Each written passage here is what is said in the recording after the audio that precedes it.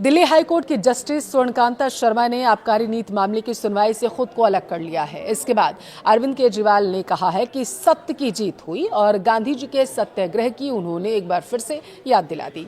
अब सवाल ये है कि ऐसा क्या हुआ कि एक जज ने खुद को किसी केस से सुनवाई से ही अलग कर लिया और इस पूरे मामले पर अरविंद केजरीवाल इतने खुश क्यों नजर आ रहे हैं। क्या जस्टिस स्वर्णकांत शर्मा की तरफ से इस पर कोई बयान इसके बाद सामने आया है? चलिए जरा इसे विस्तार से समझते हैं। लास्ट तक वीडियो को जरूर देखिएगा। नमस्कार, आपके साथ मैं पल्लवी रविंद्र सिंह।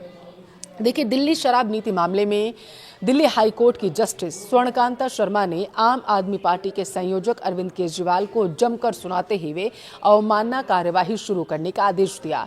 वहीं दूसरी तरफ उन्होंने खुद को मुख्य शराब नीति केस की सुनवाई से पूरी तरीके से अलग करने का फैसला भी कर लिया। हालांकि कोर्ट ने स्पष्ट किया है कि अवमानना मामले की सुनवाई वही करेंगी।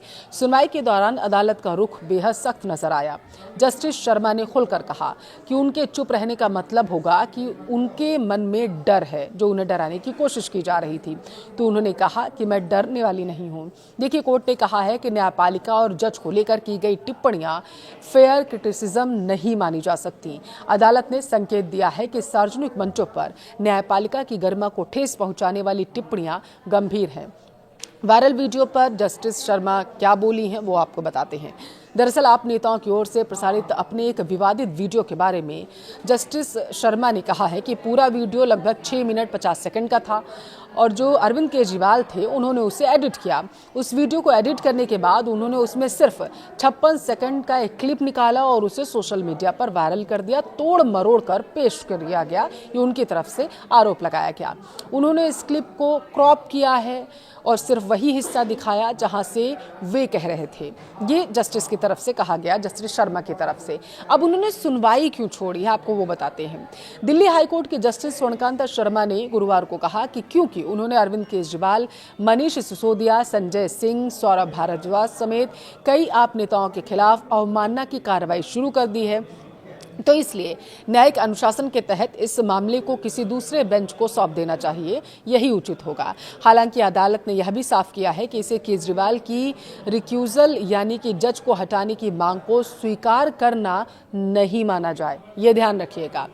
जस्टिस शर्मा ने आप नेताओं के खिलाफ कथित रूप से सोशल मीडिया पर अदालत और जज के खिलाफ अपमानजनक और मानहानिकारक सामग्री फैलाने को लेकर अवमानना की कार्रवाई शुरू की। अदालत ने कहा कि डिजिटल प्लेटफॉर्म के जरिए न्यायपालिका के खिलाफ समानांतर नैरेटिव तैयार करने की कोशिश की गई। सुनवाई के दौरान जस्टिस शर्मा ने कहा कि उनके परिवार को भी निशाना बनाया गया और एडिटेड वीडियो के जरिए बदनाम करने की कोशिश हो रही है। इससे पहले अरविंद केजरीवाल ने जस्टिस स्वर्णकांत शर्मा से मामले की सुनवाई से अलग होने की मांग की थी। अगर आपको याद हो, जब उनकी तरफ से वीडियो जारी किया गया था, केजरीवाल ने बताया जा रहा था कि आरोप लगाया था कि उन्हें अदालत से निष्पक्ष सुनवाई की उम्मीद अब नहीं रह गई है। उन्होंने ये भी कहा था कि वे अब इस मामले में जस्टिस शर्मा की अदालत में पेश भी नहीं होंगे। आपको अगर याद हो तो मनीष सिसोदिया ने भी इसी तरीके की चिंता जताते हुए अदालत में पेश होने से इनकार कर दिया था और इसके बाद दोनों नेताओं ने राजघाट जाकर गांधी जी के सत्याग्रह के रास्ते पर चलने की बात कही थी।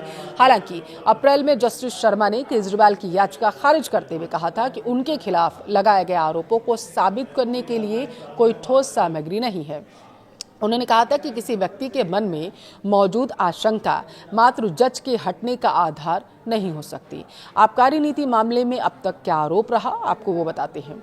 दिल्ली आबकारी नीति मामले में अरविंद केजरीवाल, मनीष सिसोदिया समेत कई आप नेताओं पर कथित अनियमितताओं और भ्रष्टाचार का आरोप लगा था। मामले की जांच सीबीआई और ईडी कर रही है। आरोप है कि नई आबकारी नीति के जरिए कुछ कारोबारियों को फायदा पहुंचाया गया, जबकि आम आदमी पार्टी लगातार इन आरोपों को राजनीतिक साजिश बताती आ रही है।